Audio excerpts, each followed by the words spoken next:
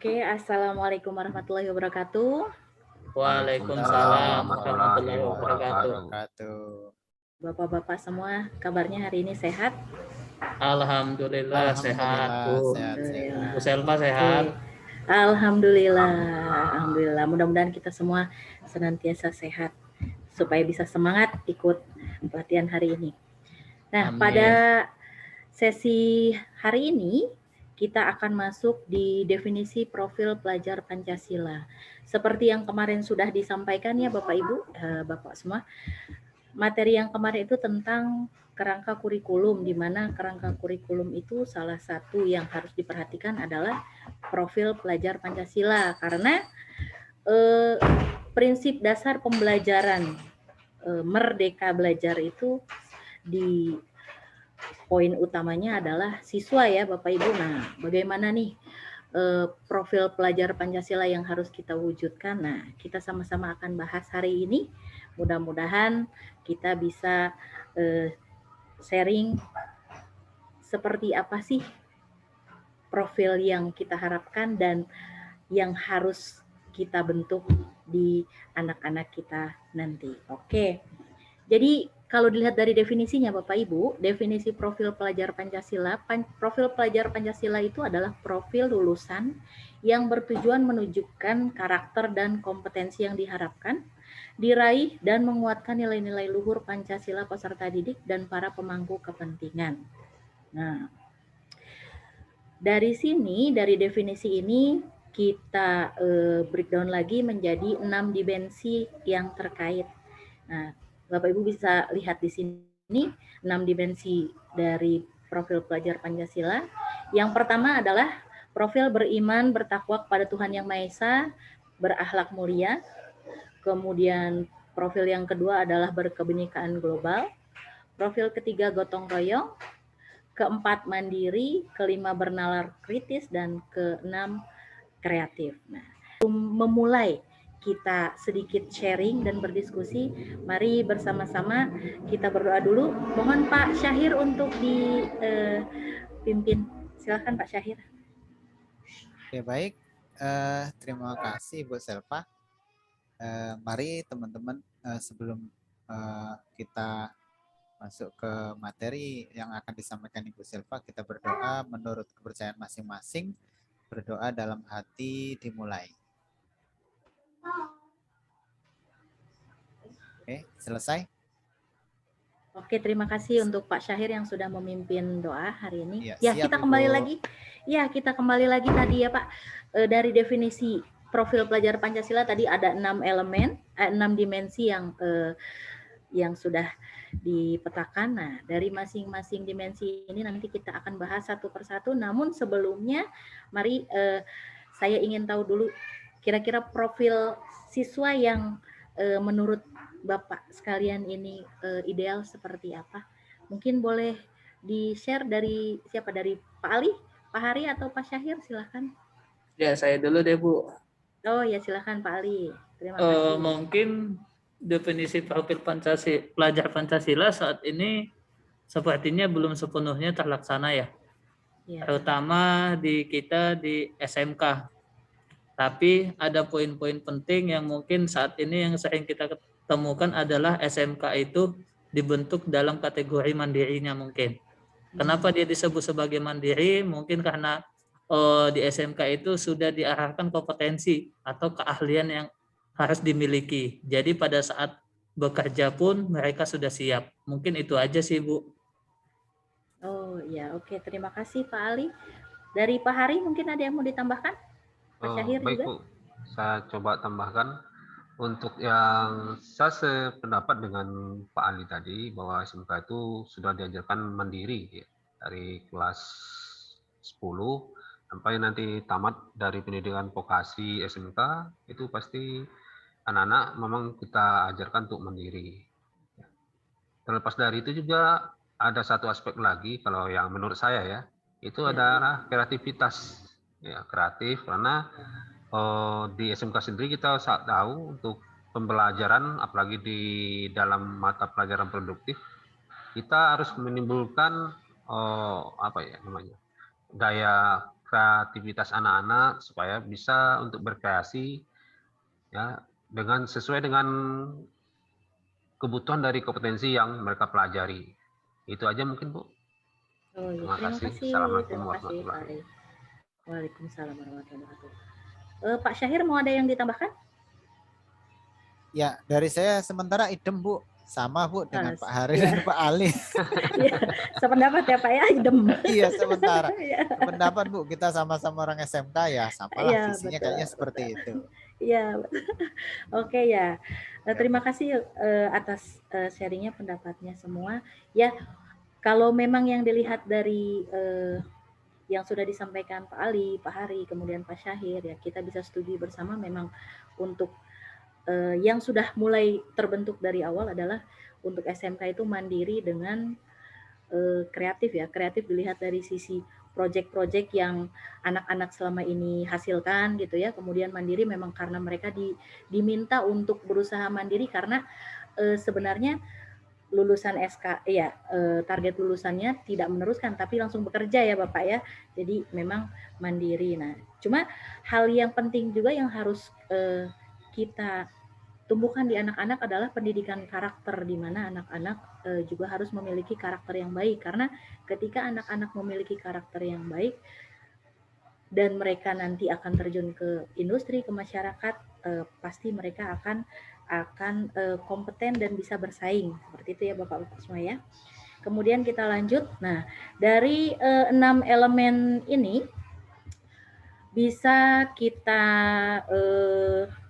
simpulkan bahwa profil beriman bertakwa kepada Tuhan Yang Maha Esa dan berakhlak mulia itu hal yang kita perlu ajarkan kepada anak-anak itu. Tujuan terakhirnya adalah akhlak beragama, akhlak pribadinya, akhlak kepada manusia, akhlak kepada alam, akhlak bernegara. Sedangkan berkebinekaan global, kita asah anak-anak untuk bisa menjadi pribadi yang mengenal dan menghargai budaya, kemudian komunikasi interaksi antar budaya, refleksi dan tanggung jawab terhadap pengalaman kebinekaan, dan yang terakhir berkeadilan sosial. Nah, dimensi yang ketiga bergotong royong ini berkaitan dengan kegiatan kolaborasi, kepedulian dan berbagi. Nah, itu kemudian mandiri. Di mandiri ini, elemen mandiri ini pemahaman diri dan situasi, kemudian regulasi diri. Seperti yang tadi sudah disampaikan, agar tujuannya agar anak-anak bisa menjadi profil-profil pelajar yang mungkin problem solving ya, mereka bisa mengatasi masalah yang mereka hadapi sendiri seperti itu. Kemudian yang terakhir adalah yang kelima ya, bernalar kritis. Nah, di situ diharapkan memperoleh dan memproses informasi dan gagasan, kemudian menganalisis dan mengevaluasi penalaran, merefleksi dan mengevaluasi pemikiran. Nah, seperti itu. Kemudian yang terakhir adalah apa ini yang terakhir? Yang terakhir adalah kreatif. Nah, menghasilkan gagasan yang orisinil, menghasilkan karya yang orisinil juga, kemudian memiliki keluasan berpikir dan bisa menyelesaikan masalah yang solusi dari permasalahan. Oke. Sampai sini paham ya Bapak-Bapak ya? Paham, Bu. Oke, kemudian kita lanjutkan. Nah, kegunaan dari profil pelajar Pancasila ini yang pertama adalah tujuan dari sesuai dengan tujuan pendidikan nasional dalam Undang-Undang Republik Indonesia nomor 20 tahun 2003 tentang sistem pendidikan nasional pasal 3, bahwa pendidikan diselenggarakan agar setiap individu dapat menjadi manusia yang beriman dan bertakwa kepada Tuhan Yang Maha Esa, berakhlak mulia, sehat, berilmu, cakap, kreatif, mandiri, dan menjadi warga negara yang demokratis serta bertanggung jawab. Nah, di sisi lain kita kenapa profil pelajar Pancasila ini harus kita wujudkan dalam pendidikan sekarang? Salah satunya landasannya adalah dari filosofi Ki Hajar Dewantara yang telah mengkonstruksi visi pendidikan Indonesia yang penting untuk dijadikan acuan sistem pendidikan nasional. Nah, filosofinya seperti yang kita ketahui bersama ya Bapak-Bapak, bahwa pendidikan itu berorientasi pada siswa, menghargai keberagaman siswa, sehingga capaian pembelajaran dan tujuan yang nanti tercapai dalam sebuah pembelajaran itu berorientasi pada kemajuan dari siswa sendiri. Oke. Kemudian, nah, bagaimana profil pelajar Pancasila diterapkan dalam pembelajaran dengan paradigma baru di program sekolah penggerak di SMK Pusat Keunggulan. Nah, di sini penerapan profil pelajar Pancasila salah satunya dilihat dari berbagai macam kegiatan ya. Di antaranya dibangun dalam keseharian dan dihidupkan dalam diri setiap individu pelajar.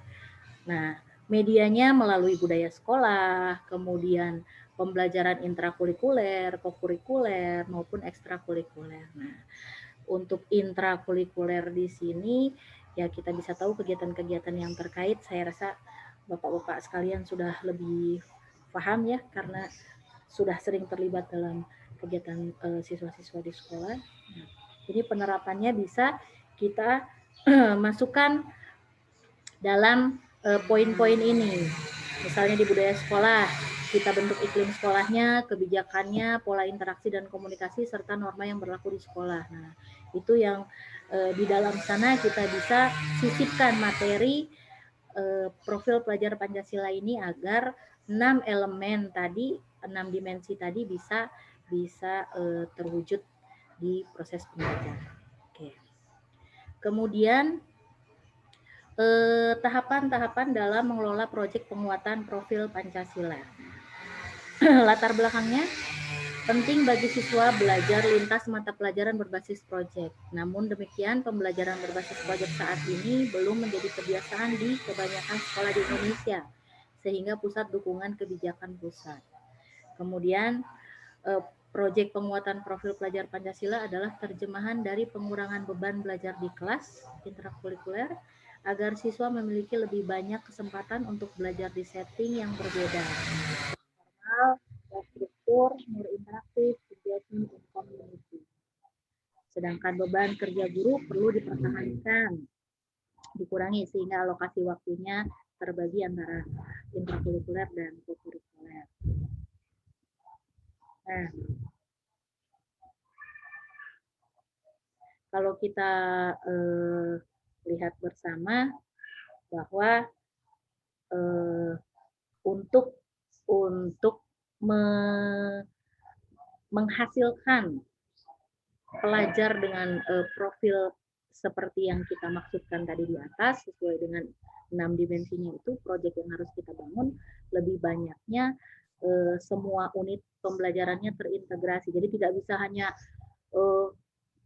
produktif saja, kemudian tidak bisa hanya normatif atau adaptif saja, tapi memang betul-betul terintegrasi, baik itu sistem kurikulumnya, kemudian kegiatan yang terkait segala sesuatunya, kita harus ramu sedemikian rupa agar semuanya terintegrasi dan bisa mewujudkan profil pelajar Pancasila sesuai dengan 6 dimensi yang diinginkan.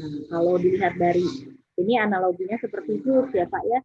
Jadi kalau jus itu kan kita mau menghasilkan sebuah jus, kalau dia benar-benar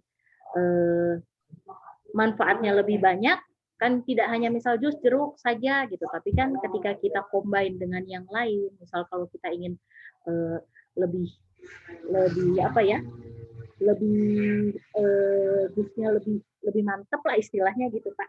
Nah itu bisa kita campur dengan yang lain, dengan buah-buahan yang lain, kita kombinasi agar menghasilkan jus yang sehat dan lezat tentunya. Nah, begitu juga dalam pembelajaran, kita harus berpadu dan melebur, tidak bisa dipisahkan mana yang agama-agama saja, bahasa Indonesia saja, atau produktif saja, tidak. Tetapi kita harus mengintegrasikan semua pembelajaran agar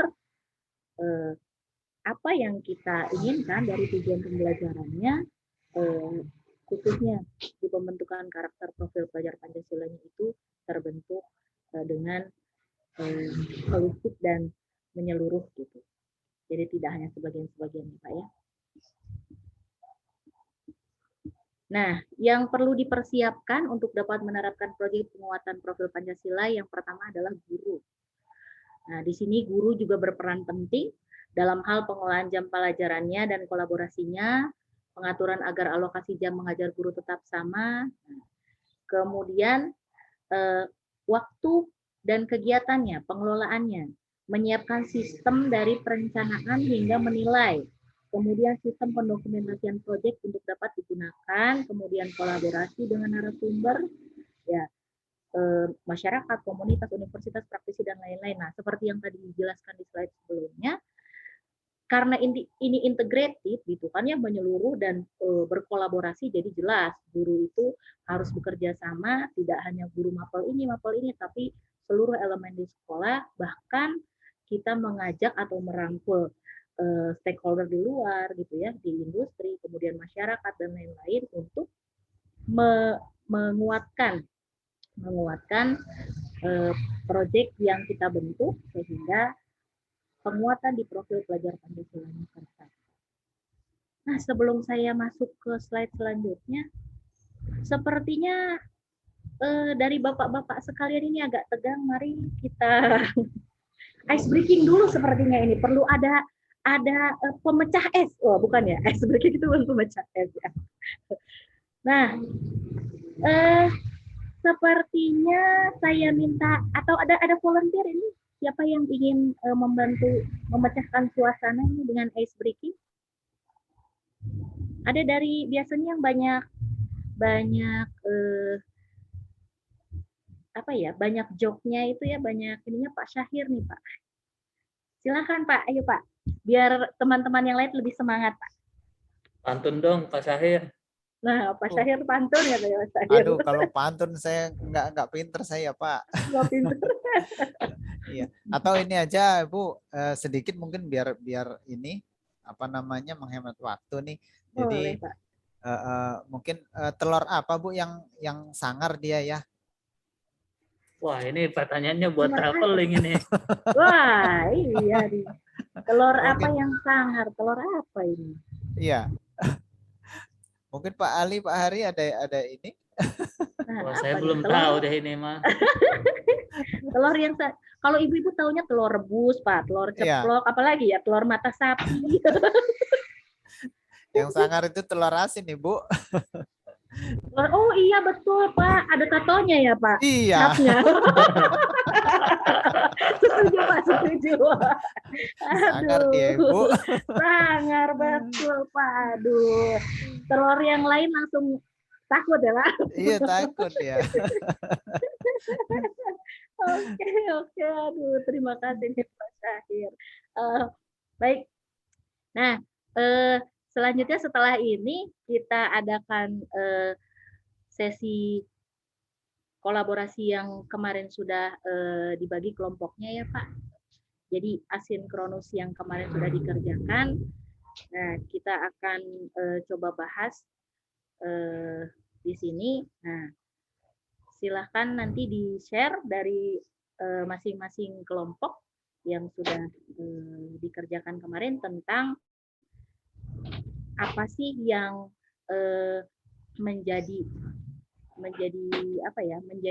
dasar pelajar itu bisa menjadi profil dari 6 dimensi tadi, dimensi profil Pancasila itu bisa sukses diterapkan di sekolah.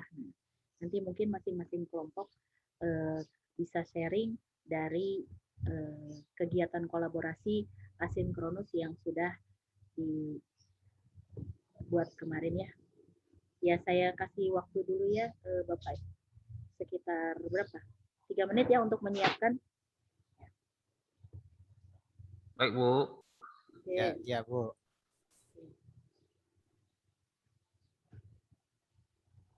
Gak usah tegang Bapak, nanti kita sistemnya sharing aja dari yang sudah dikerjakan kemarin didapat. Nah dari 6 dimensi itu kira-kira yang paling penting, poin-poin yang mana dari 6 itu yang harus betul-betul ada dalam apa ya, dalam jiwa mungkin ya, dalam profil anak-anak kita ke depan seperti itu. Mungkin langsung aja Bu, Oh sharingnya ya. boleh, ya Boleh silakan ya? di-sharing Pak. Ya dari Pak Ali ya. Pak Ali kelompok Iya. berapa Pak Ali? Kelompok 2 ya Pak Ali? Mungkin ya, saya dari kelompok 2. Oke. Mungkin lebih tepatnya profil pelajar Pancasila ini yang pertama itu udah jelas, yaitu takwa kepada Tuhan Yang Maha Esa-nya atau Oke, beribadahnya. Itu udah tentu setiap insan manusia juga membutuhkan itu. Yang kedua, yang paling banyak itu harusnya itu dalam gotong royong, karena kita juga harus saling tolong menolong. Secara implementasinya dalam pendidikan itu sebenarnya kita bisa aja membuat kelompok-kelompok kecil untuk peserta didik kita.